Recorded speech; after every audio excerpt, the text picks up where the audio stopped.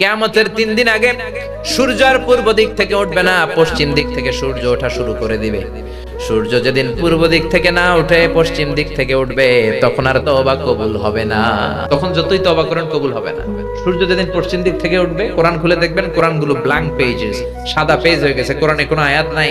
কোরআন মুখস্থ থাকবে, সিনার মধ্যে একটা আয়াতও আছে এরকম একটা লোকও থাকবে না, কোনো আলেমও থাকবে না। সব আলেম ওলামা মুমিন বান্দাদের বাম বগলের এইখানে একটা ফোড়া হবে, ওই ফোড়ার ব্যথায় সব মুমিনরা মরে লাশ হয়ে যাবে। শুধু কাফের মুশরিকদের উপর কিয়ামত প্রতিষ্ঠিত হবে। চিল্লায় কোন ঠিক কিনা? তার মানে কিয়ামতের আগ দিয়ে পশ্চিম দিক থেকে সূর্য উঠলে তওবার দরজা বন্ধ। 2 নাম্বার বাদাল গরগরা, মালাকুল মাউত যখন মানুষের রূহ ধরে টান দেয়, রূহ বের হতে বান্দার কষ্ট হয়, মুখ দিয়ে গরগর গরগর শব্দ হয়।